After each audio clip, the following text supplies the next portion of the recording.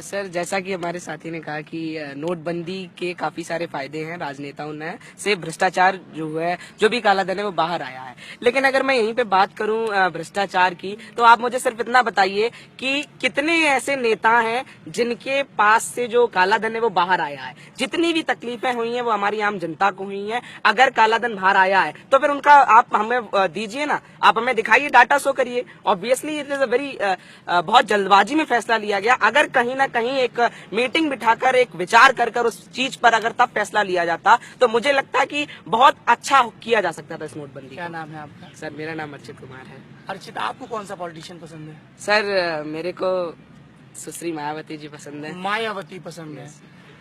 मायावती की जब भी यूपी में बात होती है, एक तो मैं ये अफसोस की बात भी है कि जब आप एक सो कॉल्ड अपर स्ट्राटा में जाते हैं तो मायावती पर उतनी बात नहीं होती। मैं इन बच्चों से बात कर, ज्यादातर लोग नरेंद्र मोदी, अरविंद केजरीवाल, अखिलेश यादव का जिक्र कर रहे थे। अखिलेश का जिक्र इसलिए भी लाजमी क्योंकि ये उनकी होम टर्फ है। मायावती का जिक्र करने वाला ये पहला बच्चा है। क्या नाम बताया आपने अपना? मेरा नाम अर्चित कुमार है। क्या अच्छा है मायावती में? उनकी पॉलिटिक्स में क्या अच्छा लगता है आपको?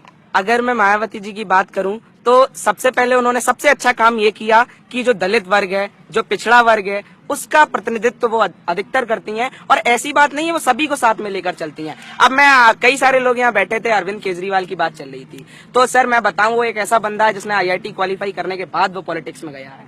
तो कहीं ना कहीं मुझे ऐसा लगता है कि अगर पढ़े लिखे नेता या पढ़े लिखे लोग पॉलिटिक्स में आएंगे तो कहीं ना कहीं विकास तो होगा।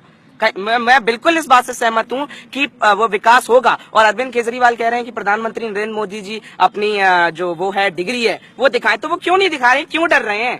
मेरे को ये नहीं समझ में आ रहा है। अगर आप मैं ये भी बिल्कुल सही सत्य बात है सर कि अगर कोई पढ़ा लिखा व्यक्ति पॉलिटिक्स में जाता है तो 100% विकास होगा, क्योंकि वो पढ़ा लिखा है, वो पढ़कर आया है उन चीजों को। यही मैं कहना चाहूंगा सर। ये सरप्राइजिंग है, अच्छा भी है। राजनीति में विरोधी विचारों का होना बेहद जरूरी है एक अच्छे लोकतंत्र के लिए। एक ही जमीन पर गेहूं भी उगे, गुलाब भी उगे। अर्चित, आपने जो कि बहुत समझदारी से बात की, बाकी बच्चों ने भी की, एक सवाल पूछना चाहूंगा। आपको मायावती अच्छी नेता लगती है? मायावती के आलोचक ये इल्जाम लगाते हैं कि उनके राज में पत्थर की मूर्तियां, पार्क ये ज्यादा बनते हैं, बाकी आम जनता के लिए काम नहीं होता है। बिल्कुल सर। सर, अगर मैं बात करूं दलित वर्ग की, तो जो अपर कास्ट पीपल है, अगर मैं कुछ समय हिस्ट्री में जाऊं तो अपर कास्ट पीपल ने लोअर कास्ट पीपल पे बहुत ज्यादा जुल्म किया। तो उनके पास कोई ऐसी जगह नहीं थी जहां पर वो घूमने जा सकें, उनके पास कोई ऐसे स्थान नहीं थे जहां पर वो ये कह सके कि हाँ ये जगह मेरी है, मैं यहाँ पर अपनी मीटिंग कर सकता हूँ, यहाँ पर मैं खुली आजादी के साथ मैं यहाँ बैठ सकता हूँ। तो वो अगर पत्थर की मूर्तियां बनाई हैं, अगर वो पार्क बनाया है तो सिर्फ उन व्यक्तियों के लिए बनाया है। अगर उनमें उन्होंने मूर्तियां बनाई हैं तो सारी मूर्तियां नहीं बनाई हैं, उसमें हमारे सभी नेताओं की मूर्तियां बनाई हैं। तो सर मैं यही कहना चाहूंगा कि वो एक ऐसा स्थल बना दिया उन्होंने जहां पर हमारे लोग, हमारे पिछड़ी जाति के लोग वहां पर खड़े होकर, वहां पर बैठकर उन विचारों पर अपने विचार प्रस्तुत कर सकते हैं खुली आजादी के साथ। एक सवाल मेरा अर्चित से है, मैं इस मोह को छोड़ नहीं पा रहा हूँ।